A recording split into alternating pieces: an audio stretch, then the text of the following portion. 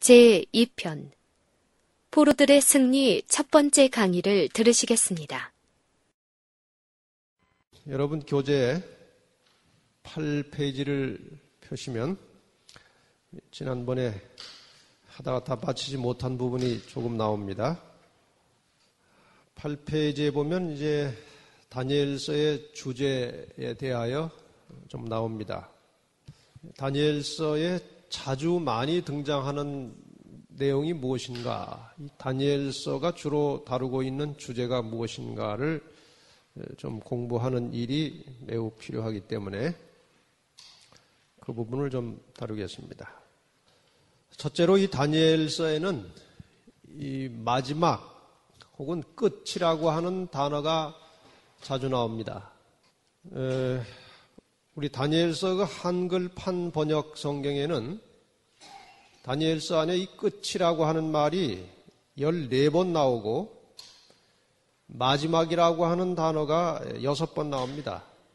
그런데 이 원어로 보면 마지막 혹은 끝이라고 하는 말에 해당되는 그 히브리어 명사 캐치라고 하는 단어는 구약 성경 전체에 67회가 나오는데 그 중에 17번이 다니엘서에 나옵니다. 그만큼 이 다니엘서는 이 마지막 혹은 끝이라고 하는 단어를 자주 사용하고 있습니다. 특별히 마지막 때라고 하는 히브리어 에드캐치라고 하는 말은 구약 성경 전체에 5번 나오는데 그 5번이 모두 다니엘서에만 나와 있습니다. 이만큼 이 다니엘서는 이 지구 인류의 역사 마지막 끝에 관련된 예언들이 가득 차 있습니다.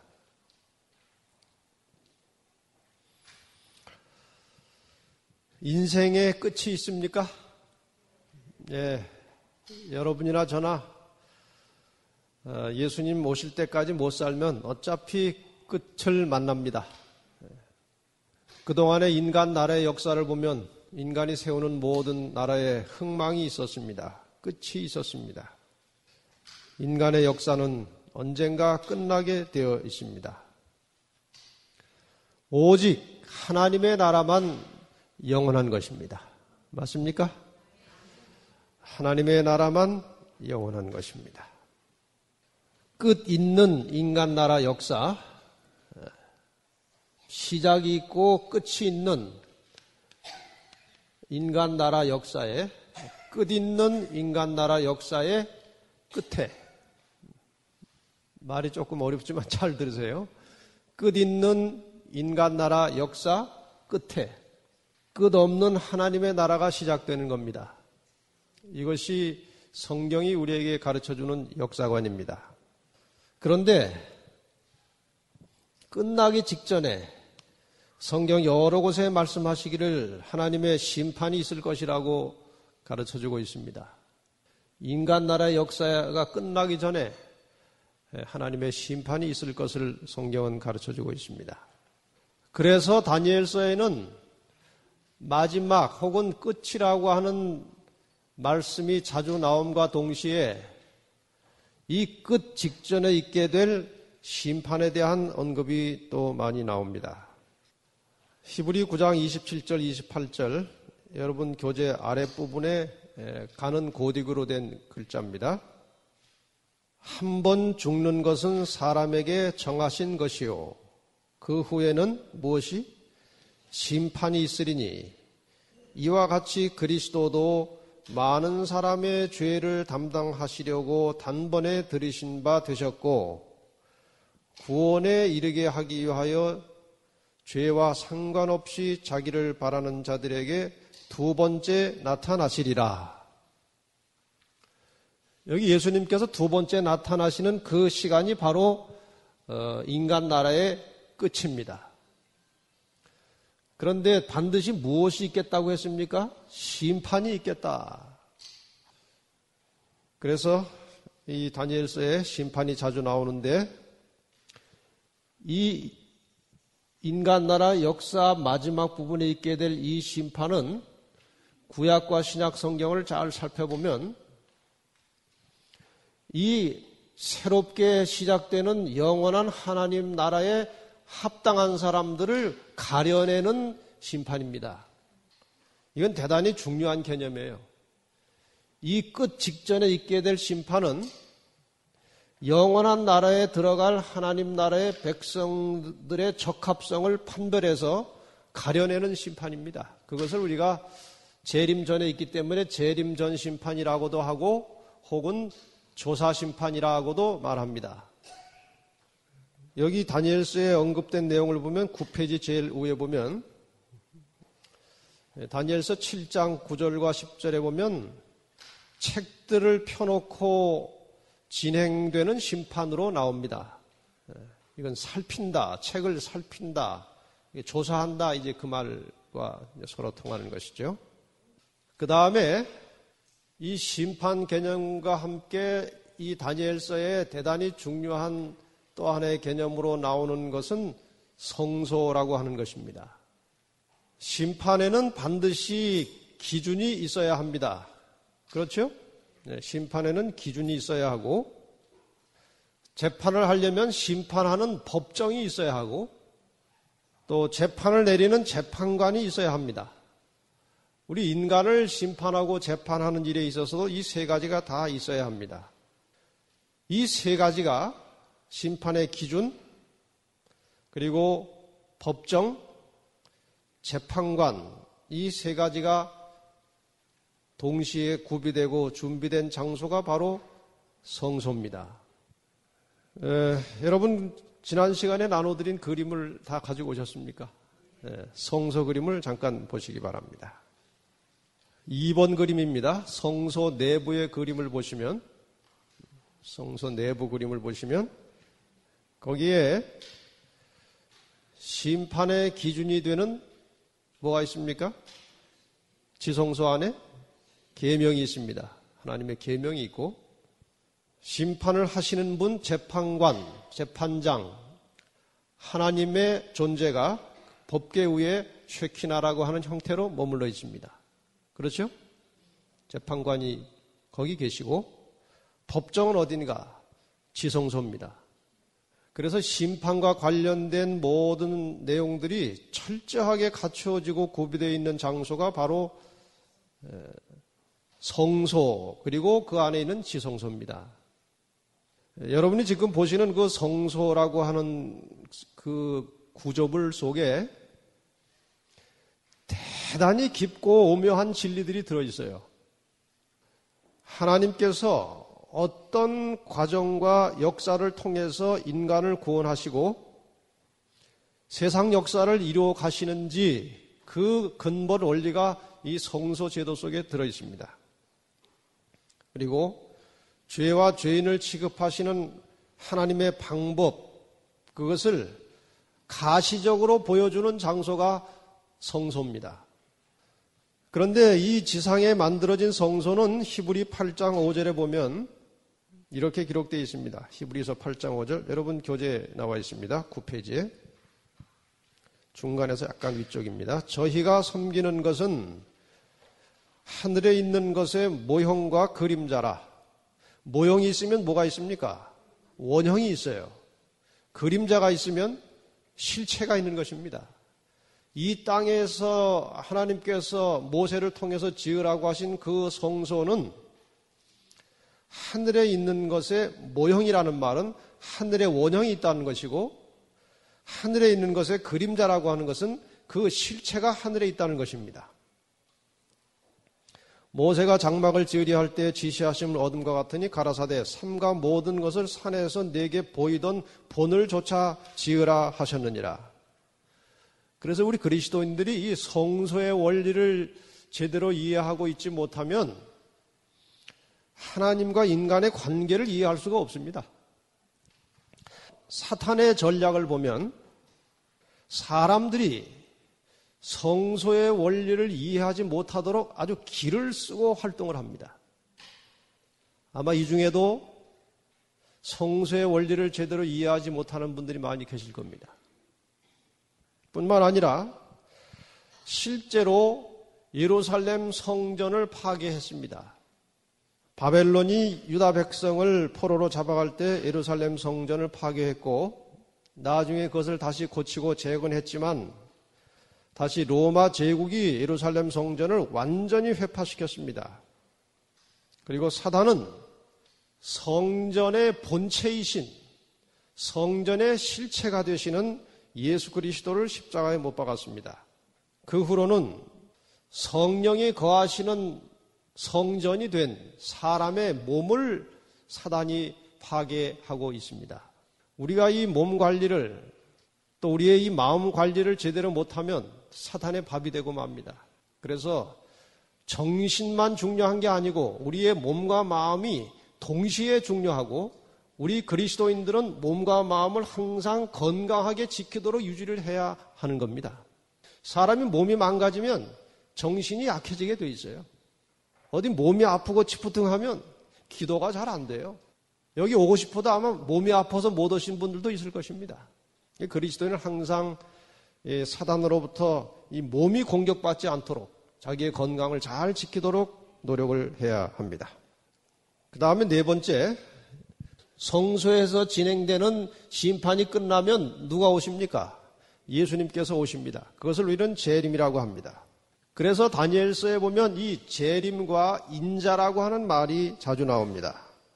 심판을 통해서 구원이 확정된 하나님의 백성들을 구원하시기 위해서 예수께서 재림하시는데 그 예수께서 재림하시는 장면에 대하여 그 재림하시는 모습을 인자라고 하는 표현을 쓰고 있습니다. 영어로는 The Son of Man 이렇게 되어 있습니다. 하나님의 아들이라고 할 때는 The Son of God이지만 인자라고 할 때는 Son of Man으로 되어 있는데 이 말이 자주 나옵니다.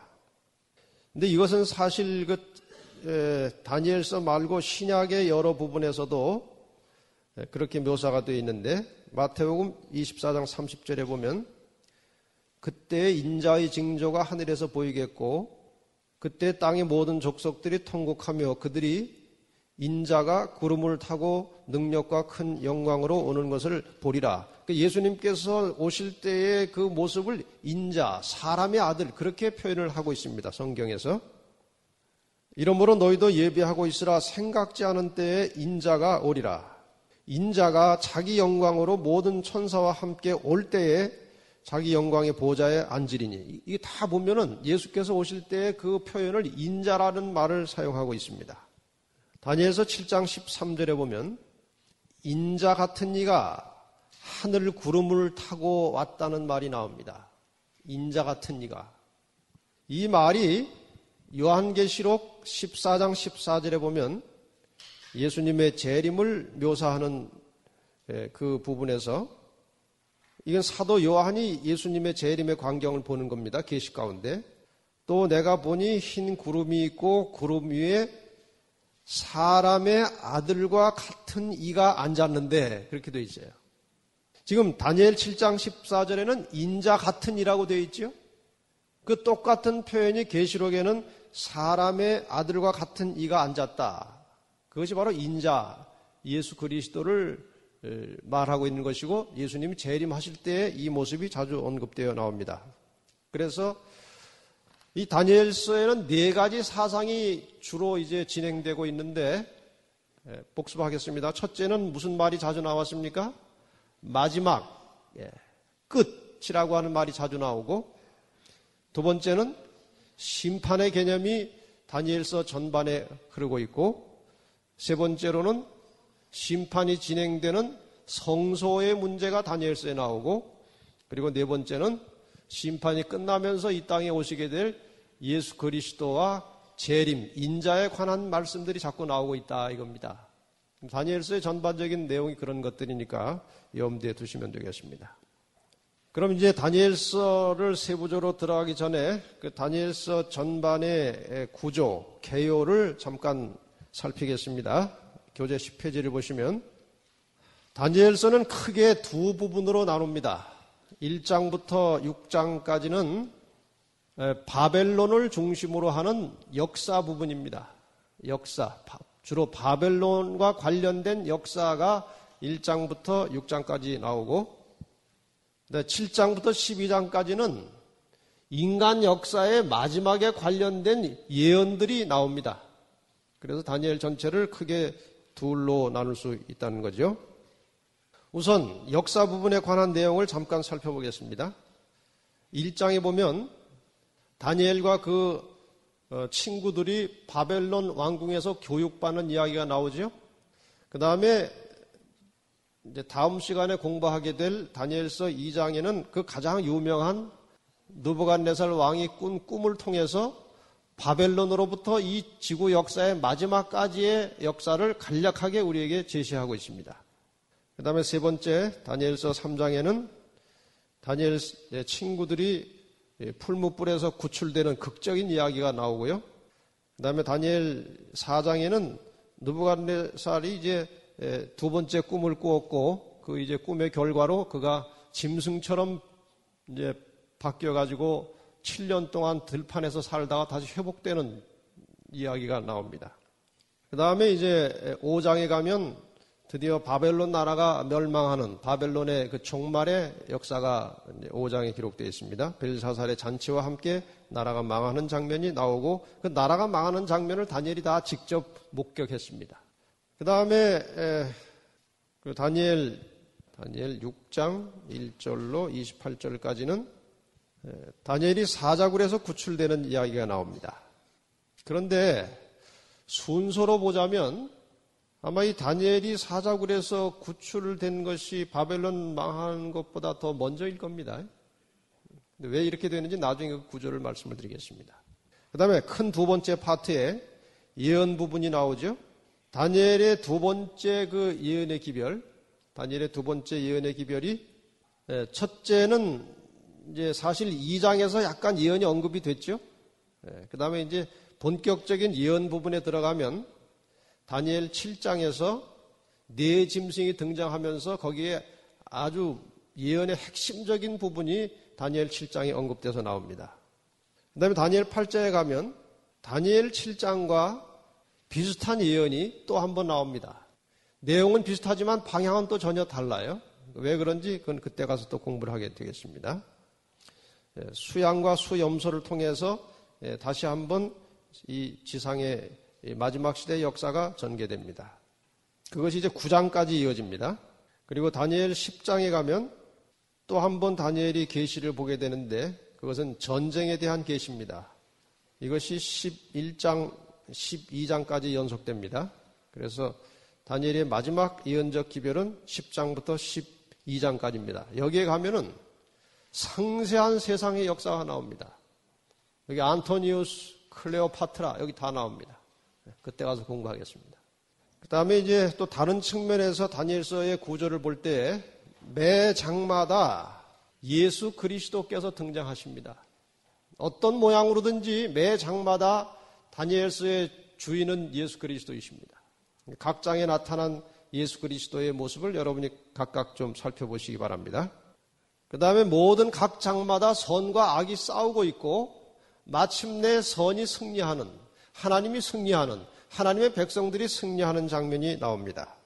그래서 1장부터 12장까지 어떻게 하나님과 그 백성들이 승리하게 되는지 각 장별로 여러분이 참조하시기 바랍니다. 13페이지.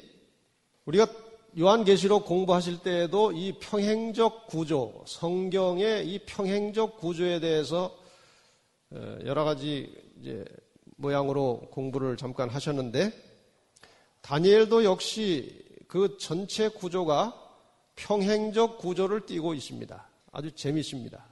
우선 집중적인 평행 구조라고 하는 그 부분을 보시면 1장은 총론으로 별도로 떼어져 있고 다니엘서 2장의 역사 예언이 7장에 비슷하게 나오고 그 다음에 12장에 또 비슷하게 나옵니다. 이렇게 연결이 되어 있고 그 다음에 다니엘 3장과 6장이 그렇게 대칭으로 대비되고 있어요.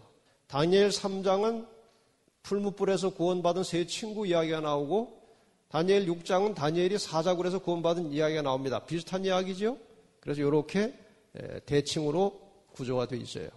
그 다음에 다니엘 4장은 느부갓네살 왕이 이제 짐승이 된 이야기가 나오고 5장은 이제 벨사살 왕이 이제 잔치하다 망하는 얘기, 다 이방 나라 왕들에 관련된 이야기가 나옵니다. 이렇게 8장은 11장과 관련이 되고 9장은 10장과 관련된 것을 그 내용을 면밀하게 살피면 발견할 수 있습니다. 그런데 그 모든 중심이 지금 어디에 있습니까? 7장에 맞춰져 있어요.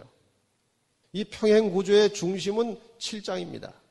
그 다음에 이 교차 대구적 구조로 봐도 또 7장이 중심이 돼서 나옵니다. 교차, 이렇게 크로스, 이제 가로질러 한다는 거예요. 이렇게 질러서. 2장과 7장, 4장과 5장, 3장과 6장. 다시 7장과 12장, 9장과 10장, 8장과 11장. 이렇게 다 연결이 되어 있는데 그 중심에 뭐가 들어있습니까? 7장이 들어있어요.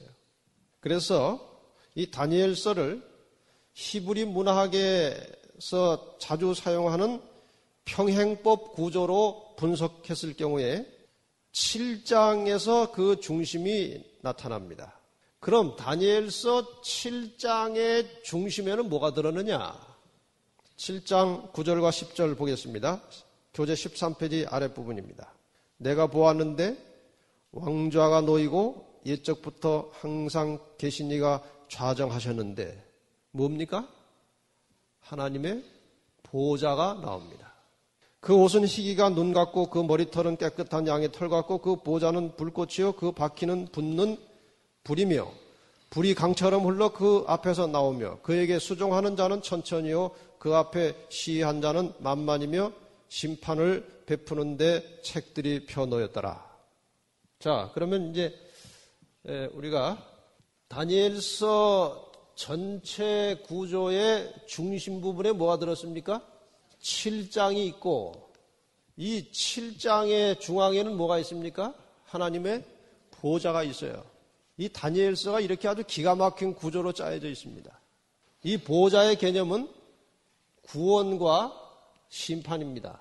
그래서 다니엘서가 우리에게 가르쳐 주고자 하는 교훈의 핵심은 하나님은 인간을 구원하시기 위해서 일하고 계신다는 거예요. 그 구원에 들어오지 않는 사람, 구원을 거절한 사람들은 결국 하나님의 심판으로 멸망할 것이다. 그것이 다니엘서의 핵심적인 메시지입니다. 그래서 다니엘서 7장에 보면 하나님을 거슬려 싸우는 대표적인 악의 세력이 무엇인지 어느 때에 마지막 때. 마지막 때에 하나님을 거슬려서 싸우게 될 사탄의 대표적인 세력은 이 땅에 어떻게 나타나는지, 그가 하나님과 그 백성들을 공격하는 전술의 핵심이 뭔지, 그 사탄에 숨겨진 비밀이 폭로되고 있습니다. 어디에? 다니엘서 7장에. 동시에 악의 세력이 아무리 교묘하고 아무리 강대해도 결국 하나님의 보좌 앞에 굴복하게 될 것이고 마침내 하나님의 심판의 결과로 그분의 백성들이 영원한 나라를 상속받게 될 것이고 악의 세력은 영원히 파멸될 것을 경고하고 예고하고 있는 것이 바로 다니엘서의 기별입니다. 중요합니까? 네, 매우 중요합니다. 그리고 여기에서 우리가 배울 수 있는 대단히 중요한 교훈은 여호와를 하나님으로 삼고 여호와를 왕으로 삼고 사는 백성들은 복이 있다. 그겁니다. 시편 33편 12절 말씀을 보겠습니다. 여러분 교재에 없습니다. 성경 가지고 계신 분들은 찾아보시기 바랍니다. 시편 33편 12절입니다. 12절. 여호와로 자기 하나님을 삼는 나라 곧 하나님의 기업으로 빼신 바 된 백성은 복이 있도다. 잠언 16장 20절을 하나 더 보겠습니다. 잠언 16장 20절. 삶과 말씀에 주의하는 자는 좋은 것을 얻나니 여호와를 의지하는 자가 복이 있느니라. 누가 좋은 것을 얻는다고 그랬습니까? 말씀에 주의하는 자. 하나님의 말씀을 깊이 살피고 이 속에서 무엇인가를 얻기 위해서 애쓰고 사는 사람들은 좋은 것을 얻게 될 것이다. 여러분이 이 다니엘서 연구를 한 주일에 한 번씩이라도 계속 하시게 되면 대단히 좋은 것을 얻게 될 겁니다. 네. 그리고 개인적으로 여호와를 의지하는 자는 복이 있을 것이다. 여러분이 세상의 것들을 아무리 추구하고 달려들어 봐도 결국은 허망한 겁니다. 남는 것이 아무것도 없어요. 오직 하나님의 말씀이 영원한 것이고 이 하나님의 말씀에 순종하는 자들이 영원히 사는 것입니다. 그것이 하나님께서 이 인간 역사를 통치하시는 대단히 중요한 원리입니다. 이제 다니엘서 1장을 펼치셔서 오늘 포로들의 승리라고 하는 제목으로 다니엘서 1장을 공부하겠습니다. 교재는 이제 오늘 받으신 15페이지를 보시면 되겠습니다. 우리 지난번에 잠깐 공부하셨듯이 이 유다 나라가 바벨론의 포로가 된 것은 한 100여 년 전에 유다의 13번째 왕 누군지 기억하십니까? 히스기야 왕이 실수를 해서 하나님께 영광을 돌릴 자리에서 자기의 영광을 드러냈기 때문에 하나님께서 이사야 선지자를 통해서 내가 이방 나라 사신들에게 보여주었던 모든 보물, 무기들, 성전의 기명들이 다 이제 바벨론으로 옮긴 바 될 것이다. 그리고 네게서 날 자손 중에 몇이 사로잡혀서 바벨론 왕궁의 환관이 될 것이다 하고 이미 100여 년 전에 말씀하셨어요. 근데 그것이 18번째 왕인 여호야김 3년에 성취되는 장면입니다. 그래서 전체적인 내용은 이제 우리가 공부를 하면서 좀 다시 확인하고요. 어쨌든 그 느부갓네살 왕이 유다에 쳐들어와서 이제 포로로 잡아갈 때에 그 포로 중에서 아주 특출한 뛰어난 청년들을 몇을 데리고 왕궁에 끌고 가서 왕궁에서 교육을 시키는 장면이 1장에 나와요. 근데 묘한 게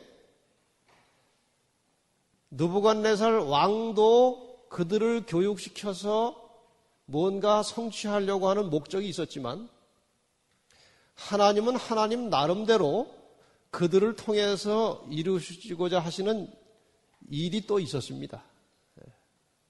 그러니까 이 사탄의 계획과 하나님의 계획이 지금 충돌하는 장면인데 여기에서 하나님의 계획이 승리하게 됩니다.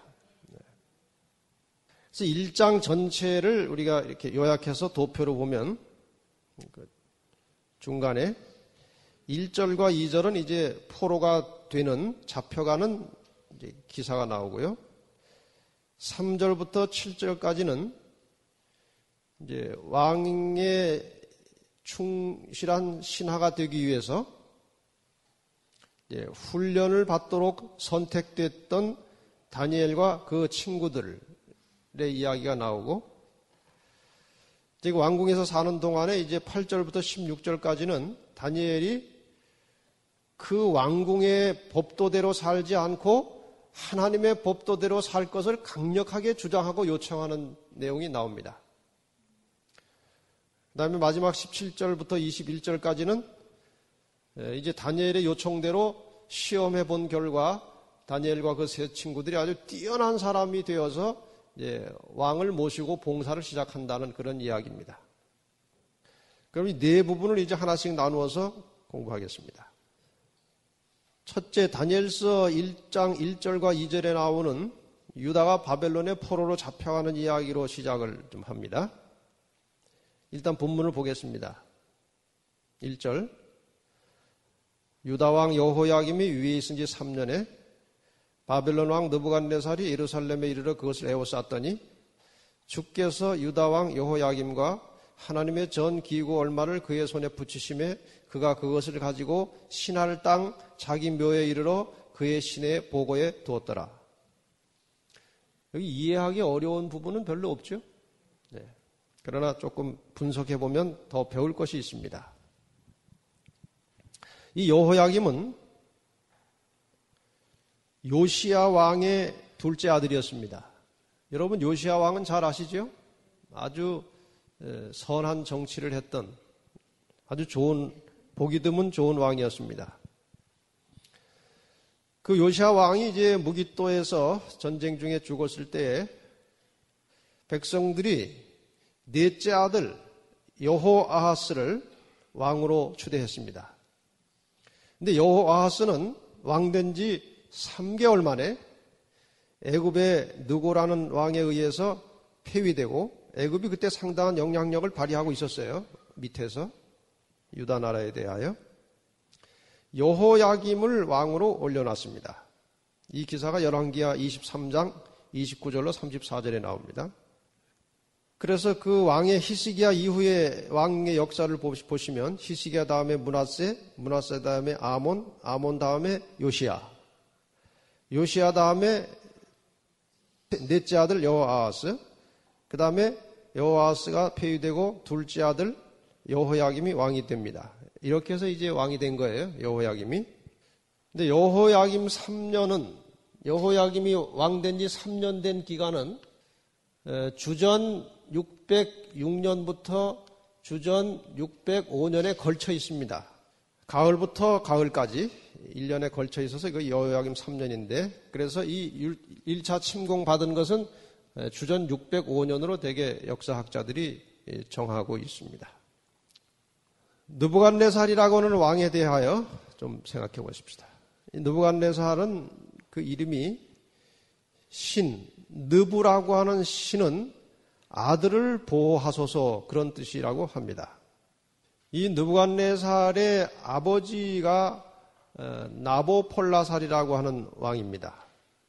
그런데 느부갓네살이 유다에 쳐들어갔을 때에는 아직 느부갓네살이 왕이 아니고 그 아버지 나보폴라살이 왕이었을 때입니다. 바벨론의 왕이.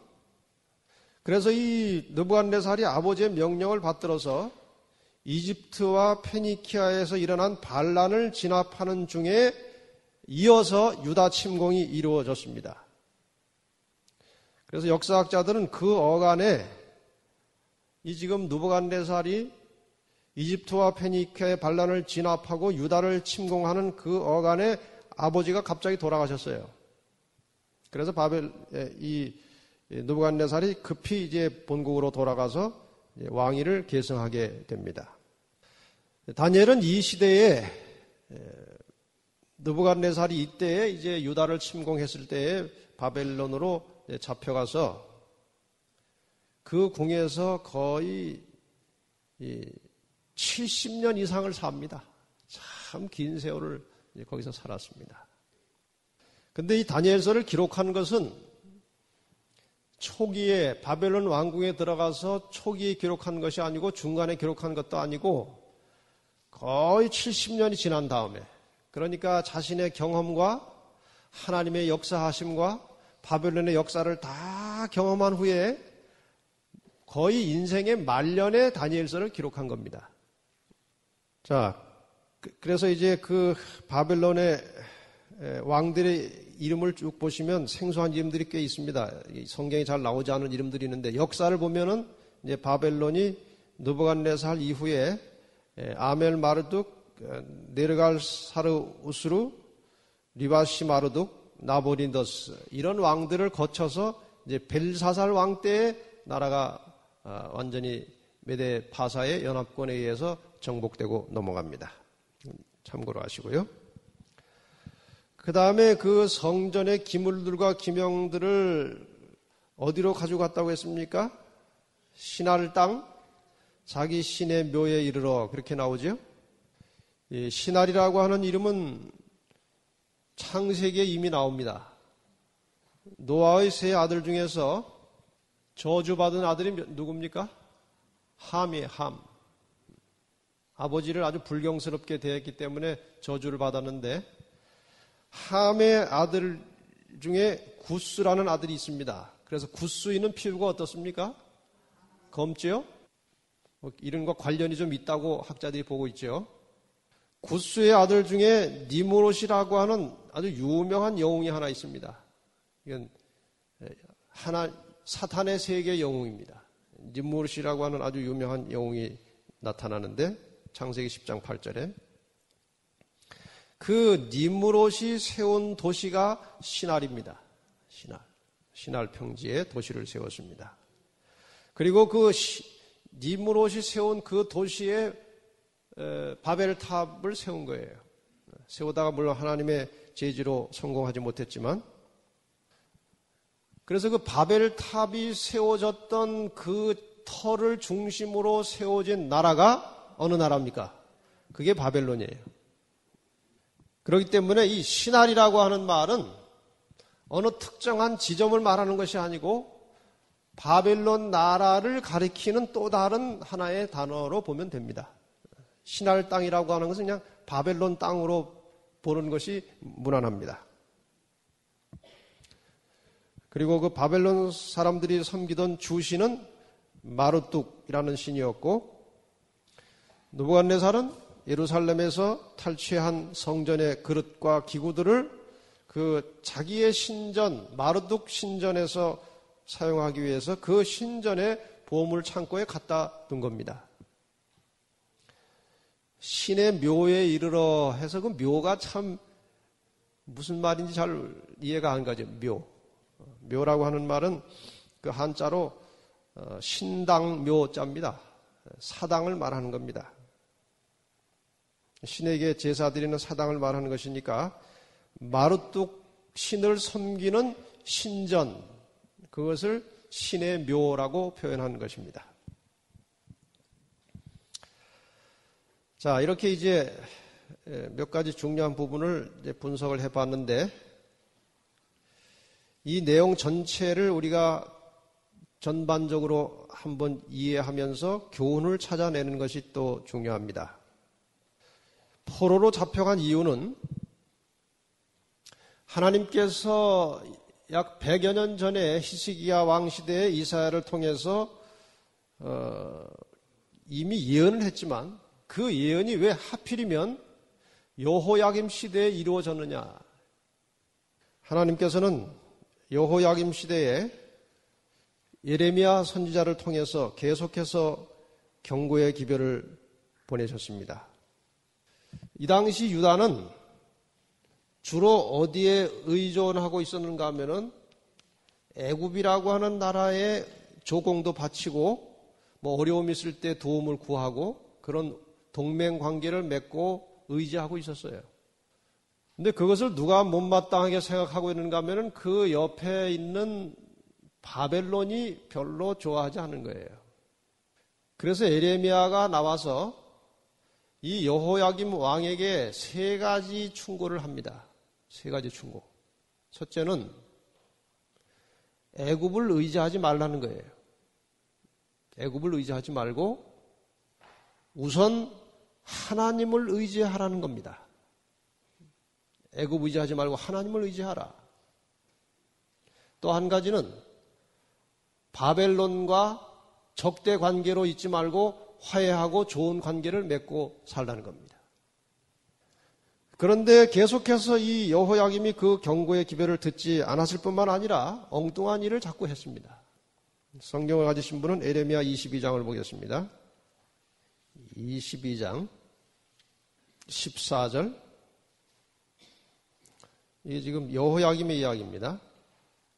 그가 이르기를 내가 나를 위하여 광대한 집과 광활한 다락방을 지으리라 하고 자기를 위하여 창을 만들고 그것에 백향목으로 입히고 붉은 빛으로 칠하도다. 네가 백향목으로 집 짓기를 경쟁함으로 왕이 될 수 있겠느냐? 네 아비가 먹으며 마시지 아니하였으며 공평과 의리를 행치 아니하였느냐? 그때 그가 형통하였었느니라. 이 여호야김의 아비는 누구였습니까? 잊어버리셨습니까? 여호야김의 아비가 누구였습니까? 요시야. 요시야가 아비였는데 이 아비는 하나님 말씀대로 잘 해서 형통했어요. 네 아비는 형통했는데 너는 왜 그렇게 엉뚱한 일을 하느냐? 그래서 이 여호야김이 자신의 영화 향락에 몰두하고 있다가 마침내 바벨론의 침공을 당한 겁니다. 선지자의 기별을 듣지 않으면 결과는 망하는 것입니다. 이 말은 무엇과도 같은가 하면은 하나님께서 선지자를 통해서 주시는 예언의 기별을 무시하면 우리도 망하는 겁니다. 그래서 예언을 절대 멸시하면 안 됩니다.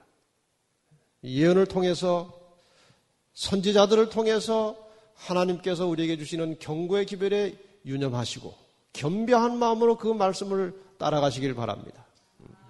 또 하나의 교훈은 바벨론이 예루살렘을 점령했다는 것은 그 의미상으로 상당히 생각해 볼 만한 겁니다. 바벨론의 뜻은 뭡니까?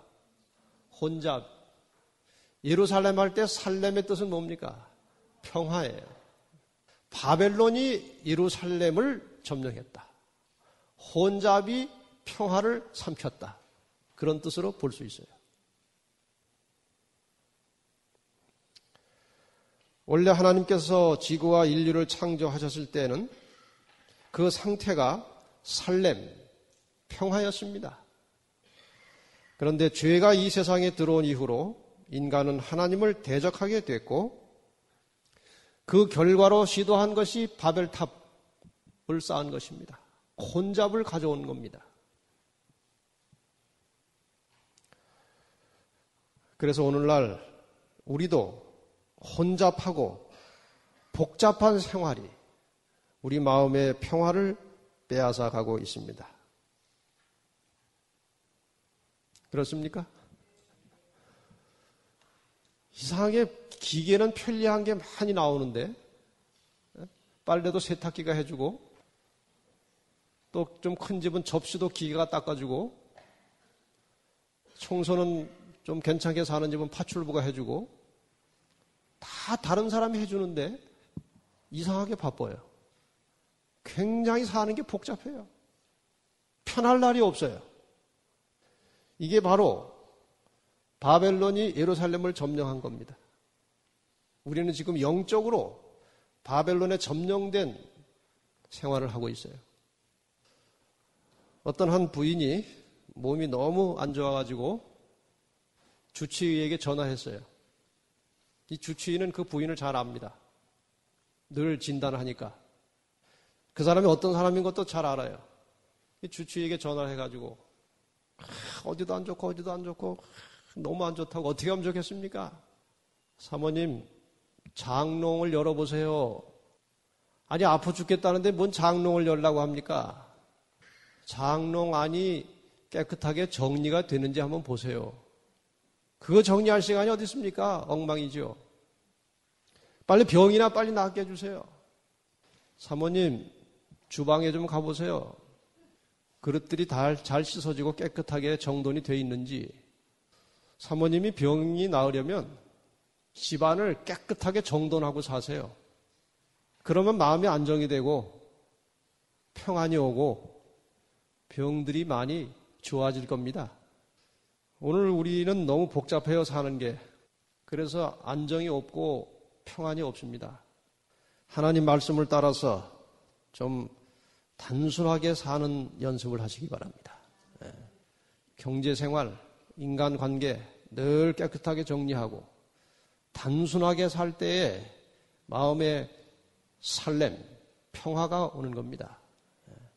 더 이상 바벨론이 나를 점령하지 않도록 하나님께서 나의 왕이 되셔서 나를 평안하게 살도록 그렇게 기도하시고 그분의 뜻을 따라 사시기를 바랍니다.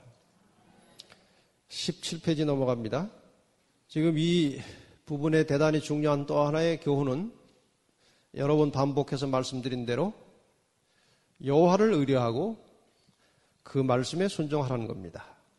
사람이 살아가는데 가장 안전한 길은 하나님의 명하시는 도를 순종하고 그분을 의지하는 것입니다. 특별히 다른 사람을 지도하는 위치에 있는 사람들은 목숨을 걸고 하나님 뜻대로 살도록 해야 합니다.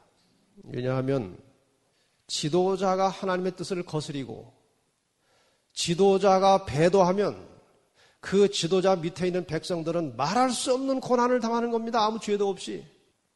옛날 이스라엘이나 유다의 왕들이 정치를 잘못해가지고 그 백성들이 고난당한 일은 이루 말할 수 없는 것입니다.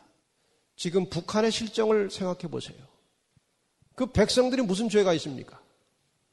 그 백성을 다스리는 자의 정신이 잘못되면 그가 하나님을 두려워하지 않고 방자에 행하고 자기 마음대로 하면 그 밑에 백성들이 큰 고난에 들어가는 겁니다.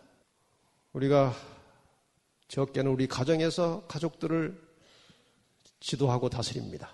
자녀들을 다스립니다. 부모가 잘못되어 있으면 애들이 고생을 하는 거예요. 우리는 모두 항상 하나님을 두려워할 줄 알고 하나님 말씀에 신실히 따라서 하나님 뜻대로 사시기를 바랍니다. 시편 118편 9절에 보면 여호와께 피함이 방백들을 신뢰함보다 낫도다 그렇게 되어 있습니다. 이것은 진리입니다. 여러분 하나님을 신뢰하시기 바랍니다.